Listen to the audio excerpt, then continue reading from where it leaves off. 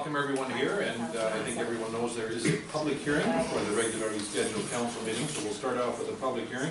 Those of you that have been to public hearings before will recognize I have to read a chairperson statement, and I will do that. And Councillor Stewart? I'm going to leave on account of I live across the street from this development, so possible conflict. Okay, thank you. You get a coffee break. Okay, this public hearing is being convened pursuant to the Community Charter and the Local Government Act. In accordance with the Charter, the time and place of the public hearing was advertised in 2 editions of the Hope Standard newspaper. In accordance with the District of Hope Application Procedures and Public Hearing Information Meeting Procedure Bylaw number 13/93 in the Local Government Act, the required specifications have been complied with. At this public hearing, any persons who believe that their interest in the subject property is affected by the proposed agenda item may speak or present written submissions to council on this matter. As chairperson, I will read any written briefs from persons unable to attend this public hearing so that they may become part of the record. Those who wish to speak should, when invited to speak, clearly state their name and address for the record. It is important that all who speak at this meeting restrict their remarks to the matters contained in the bylaws. No one will be or should feel discouraged or prevented from making his or her views known. Members of council may ask questions of those making presentations. The main function of council at the public hearing is to listen to the comments of the public, not to debate the merits of the bylaws. Members of council may debate any issues on the bylaws at the time of third or final reading. The order of proceedings will be as follows. The Director of Community Development, Mr. Jazz Gill, will briefly describe the matters contained under consideration and provide a brief explanation of the proposed bylaws. The applicant or agent for the applicant may be invited to comment. 3, all written submissions will form part of the record of the public hearing. 4, oral submissions from the public will be heard, and any further written submissions, if any, will be received. The public hearing then will be closed at that point. No further submissions, either verbal or written, regarding the proposed bylaws can be made to council following the public hearing. After this public hearing has concluded, the council may, without further notice, give whatever effect believes proper to the representations made at the public hearing. And this public hearing is being convened in order to hear public input on the District of Hope Zoning Amendment Bylaw 1407/2018, Official Community Plan Amendment Bylaw 1410/2018, and Zoning Amendment Bylaw 1411/2018. So maybe we'll start with Mr. Gill. Your Worship, through you, the applicant is proposing to rezone the 2.5 hectare parcel from single-family residential to the new proposed compact single-family residential with a secondary suite zone. What this zoning amendment and rezoning does, it would allow the property to have more lots as a part of the subdivision. I believe that under its current zone, it's RS1, it would allow for approximately 12 to 13 lots. Under the new zone, it would allow for 16 lots, and then also allow for a secondary suite use within the actual residence that would be built on these lots. Okay, now is there anyone willing to or wanting to speak to this? Comment, anything? Your Worship, the proponent's representative is here, if you would like to speak on the matter. I think we're fine today. I think staff have done a very nice job of presenting all of the issues. We're here for any questions that could come from Mayor, Council, and the community though. Okay. I understand we received 1 written submission, is that correct? Your Worship, that is correct. So I guess we'll read that into the record. And that is from Mike and Trina Schust. I hope I pronounced that correctly. I might have made a mess of the name there. Did I get that right? Okay, thank you. That was beginner's luck, I guess. Yeah. So the letter to council reads as follows. As local residents in Silver Creek, we think council can do a better job of rezoning other areas before needing to use the Cypress Street area. We understand the need for homes, but there are 3 or 4 other spots that could use some redevelopment. That is, as stated here in the letter, 63892, 63882, and 63872 School Road. It says abandoned, Skinny's Grill Restaurant abandoned, disgusting eyesore of 63961 Flood Hope Road. Disgusting eyesore is the corner of Yale Road and Flood Hope Road. And then it has additional points here. Another concern is Beacon Road itself. The blind corner from Flood Hope Road is bad with minimal traffic. Also having no sidewalks along Beacon Road with terrible lighting. Way more traffic flow to the proposed area would make it even more dangerous. The first step in bringing people into the area is to give them a reason to live in the area. Silver Creek has been neglected for too long. We will be attending the meeting March 12th and expect our concerns to be brought to attention. And that's, thank you, Mike and Trina Schust. And just a friendly comment to the Schusts that property owners are the ones that initiate redevelopment of the property. So there are other properties which have not been fully utilized, but we cannot force landowners to rezone or redevelop.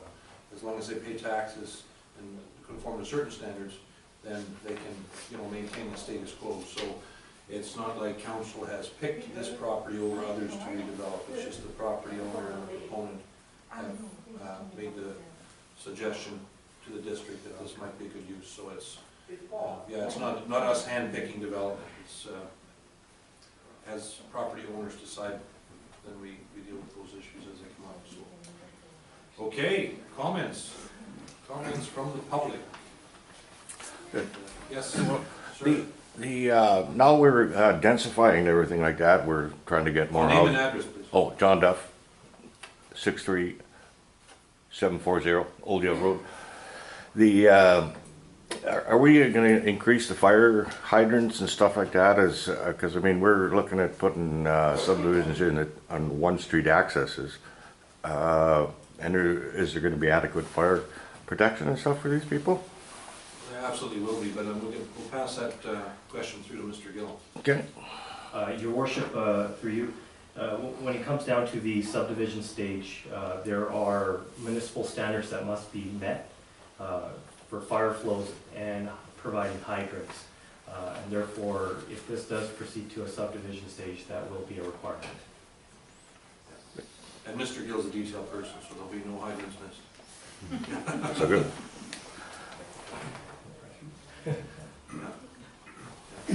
Brian Penman, I live in 20118 Beacon Road. Is there going to be more like infrastructure, electrical, that kind of thing down there? Because we do have an electrical issue in our complex. Takes out our electrical system on a general basis. I don't think there's one person in that compound that's got there in our complex that doesn't have a generator for backup. So is that going to be addressed by the city, or? That's a BC Hydro issue, actually, because we Yeah. don't provide power to the residents. Can we put some pressure on them to increase or do something along that line? How is that going to work in with the houses that are going to be built in that area? They're going to have to address some kind of hydro issue. I think that's exclusively a BC Hydro issue, Okay. yeah, because we don't provide power to residences, so. But it If should you be have the onus up concerns- to the city, should it not, to force them to make that responsible, be in a responsible position for that? I think probably best for the landowners to, like, if your neighbors have similar problems to what you're having, Yeah. phoning we all live in that hydro, area. phoning hydro, I mean, we can certainly support what you're saying, but Yeah. until a couple minutes ago, of course, we didn't know that this problem existed, so. I'll go one step further. I bet you go to every house and have a generator in that area. Is that not true, Mike? Pretty much in our complex, every house or every second house has a generator. But I think definitely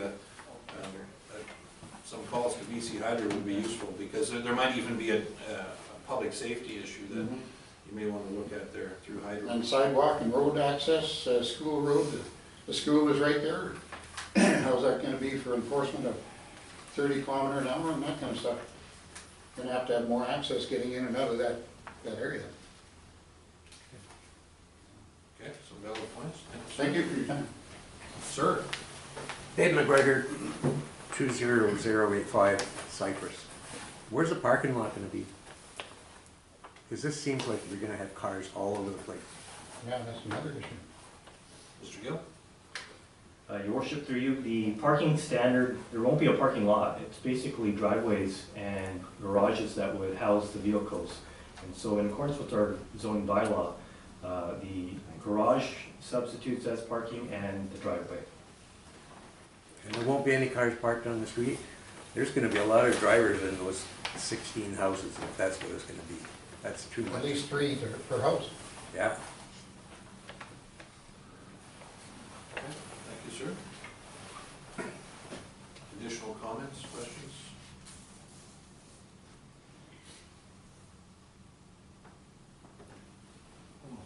Sir? Scott Bryce, 20145 Cypress Street. I'm curious about diagrams. All I see is a picture with a star on it over the property. I haven't been given any indication if there's a road connecting the two streets. I haven't seen anything, so I can't really voice my opinion on something I haven't seen any description of yet. Thank you. Mr. Gill? Your worship, there was notification in the newspaper and then notification sent out to area residents to come in to look over the documentation that is part of, relevant to this agenda item. Okay. Did anyone make use of that opportunity? We've had a few folks drop by, but nothing as a response. Yeah. Okay. Sir? I would think it'd be up to the developer to send a letter out with all that information to all the residents in that immediate area. You know, what is it gonna cost, 200 people or 200 homes within a 3-block area? I think that would be a responsible thing to do for the developer. If he wants our approval, then let's get some information from him. Your worship, through you, that'd be great to do, but legislatively, we're sort of handcuffed as per what we can provide as notification. Really? You don't let them send pictures? Well, if the developer wanted to do that, I guess they can do that, so. If we're, probably mail drop, because otherwise, or hand deliver rather, because mail drop, you need everyone's Yeah. address. Give them to me, I'll deliver them. Don't have a party for you guys, don't worry about it. So we can drop by the office and Okay, see John. so, additional submissions on this item.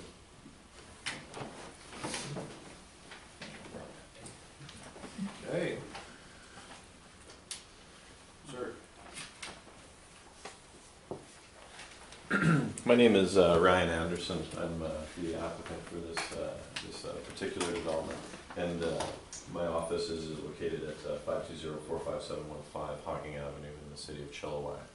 And I just wanted to maybe respond as best as I could to some of the comments. In regards to the other properties that could be developed, if staff could provide us, we can cross out your contact information, but if staff can provide us with the letter, we'll be happy to take a look at those. The clients are quite frankly my biggest developing clients, so I'm sure they're happy to take a look at those properties, and if there's some development potential and it works out, then we're happy to look at that.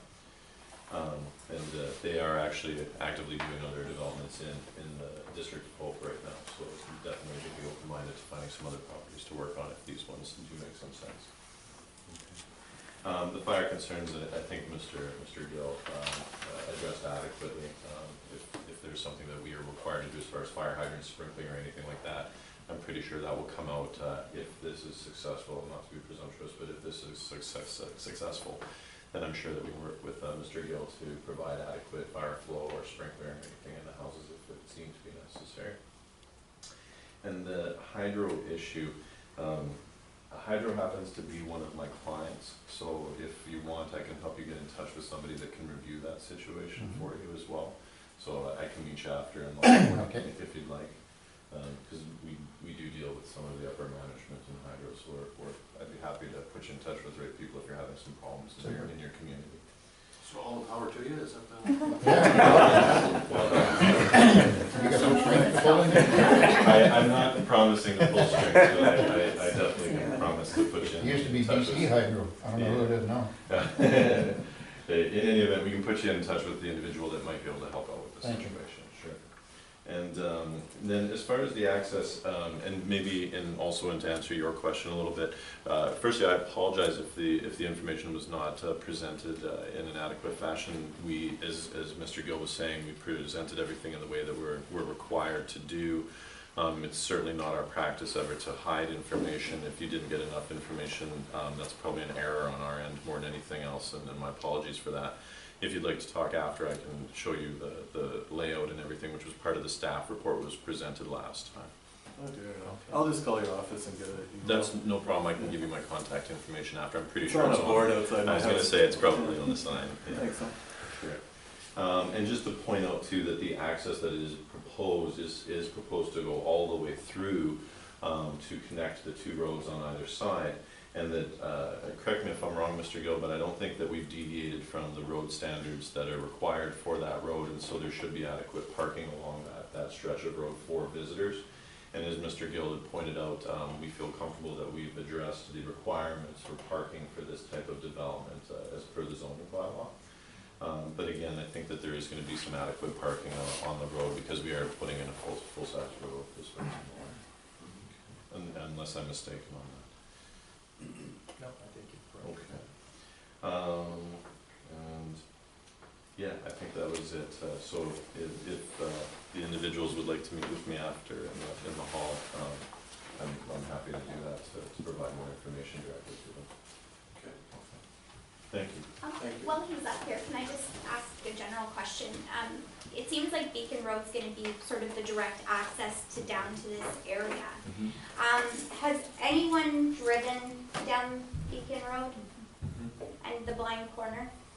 Well, what we can do is we can take a look at that, and I'm not going to offer to potentially do a traffic study because I don't think that that's necessary in this situation, but I am happy, and I apologize for not talking to you guys directly about this, but we can have the engineer take a look at it and make sure that we're not putting an unsafe situation together here. So I'm happy to do that as well. You know, the development, you know, you're going to have probably an additional 2 to 4 cars coming into each home. And, you know, that road is quite dangerous going in and out as it is. Okay. And now with the additional traffic flow, you know, that should be a concern to councillors, the development committee. Going in and out is going to be a direct access down Beacon. And, you know, especially in the winter time, the town literally plows one single sweep around that corner. Ma'am, are you talking about farther up then? When you're coming in from Flood Hope going down Beacon, yeah. Yeah. Because it's not just about the development of that you know, particular zone. You're going to have a huge traffic flow coming down that road to go into that new development as well. So certainly we're going to have increased traffic flow. While we're not specifically obligated to look at roads that far away, I can, and again, you gentlemen are okay with, we'll have the engineer just take a look at it and then give some commentary back to staff and see if there is an unsafe situation there. That would be fine to take it. So we're comfortable with that. But it's difficult, as you can imagine. You know, no communities and no neighborhood is perfect. We're happy to help out as much as we can. As I said, with Hydro, we can take a look at this. But it would be difficult for a developer to fix every problem that surrounds the development, especially if it's not specifically adjacent. But I'm happy to take a look at it and provide commentary to Mr. Gill. well, I'm not specifically asking you to fix it, but you know, it's a consideration for all of you to take, right? Because exactly, yeah. I would encourage you all to drive down that road. Done it many times. Yeah. Thank you. And I have a sneaky suspicion that this is going to be a typical council decision, so whatever council decides, some people will be very excited about the course we've decided, and other people will be a little disappointed. But please remember that one of the pressures we have as a council is that we have a chronic housing shortage in our community, and in many ways it would be very convenient to keep the community exactly the same size, but for future economic health, that's obviously not the case, because we're having a very difficult time finding housing for new people to our community that want to work and raise a family here or retire here even. And so it's puts council in an awkward spot. A lot of people want to keep Hope exactly the same way, but yet for an economically healthy community, we have to have some growth. So it's one of those tough decisions. Councillor Smith? Just a comment maybe for clarification for the public, I think. Correct me if I'm wrong, Jazz. With this development going for the secondary suite, that's just means that the development itself, once it goes to the development stages, this goes, they have the opportunity, the homeowner has the opportunity to have that as a rental suite. Doesn't mean that it will be taken as a rental suite, everyone will be utilized as a rental suite, but they have that option and it's taxed against it properly like it is. Your worship, through you, that is correct, Councillor Smith. Typically, statistically speaking, it's usually 30% that really utilize the secondary suite end of things. But demands are changing. Things could change. But yeah, it's if someone wants to sort of, if this is successful, wants to sort of weigh that option out and then go for that secondary suite. Okay, thank you. Can I make another comment, please? Sure. Final wrap up. Let's go. I understand there's another development in the works too at the end of that street, right at School Road. Am I correct? Is there any way that those two units can be joined together and have a road go right down the center, but then you still have the option of coming by the school or that dangerous corner off the Beacon Road? So, in one way or another, it's going to have to be some more access into that back corner if they're going to develop it, so, or better access. Thank you. Your worship, I cannot debate the merits of the proposal that's being spoken about since it's not on the agenda or there is no application right now. Yeah. It's an assumption, not a fact. Okay, we're finishing early. We have 5 minutes before the council meeting. Yes? There's still the zoning amendment bylaw number 1407, that's the housekeeping. Oh, the housekeeping one, that's not, yeah, okay. Who would like to speak to that? If anyone say we're actually ahead of time for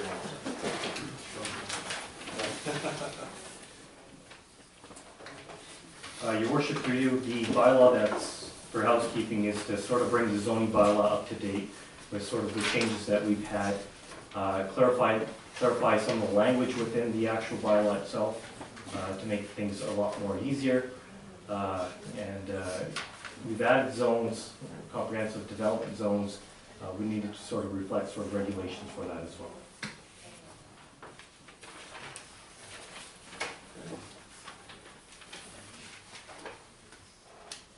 All fairly minor changes by all description.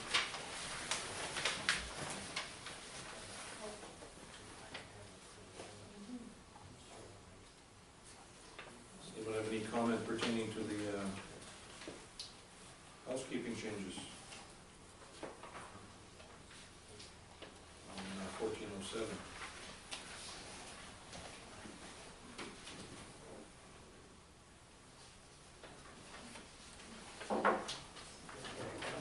Looks like the exciting stuff's already been dealt with.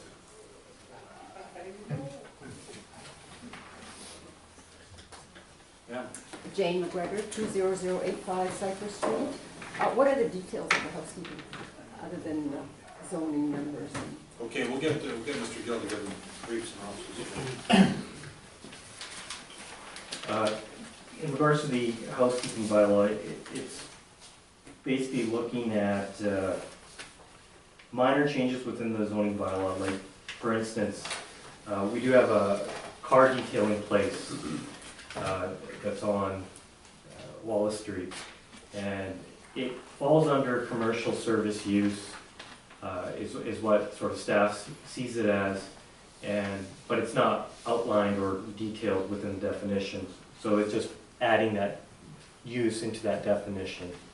Other items was to talk about sort of, there's errors sometimes written into the bylaw itself, and over time staff starts to notice these errors and it needs to be sort of removed or redacted from that bylaw. Are there any indications that there may be other businesses run out of the homes?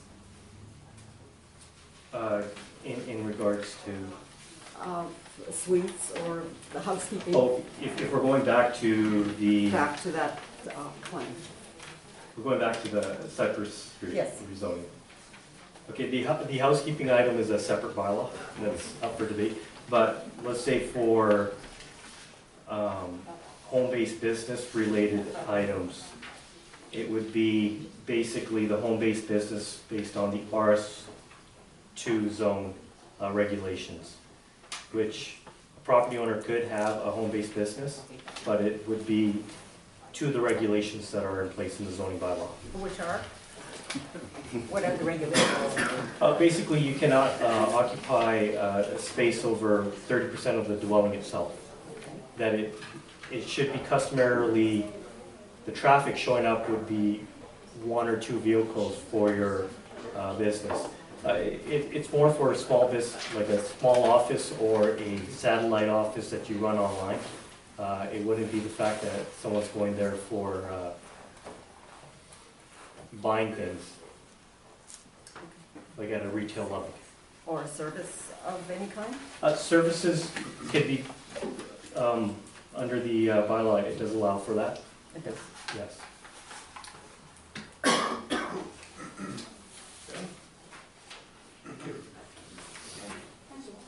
Okay, we'll conclude the public hearing and then have maybe a 3 or 4 minute break and have it in the council.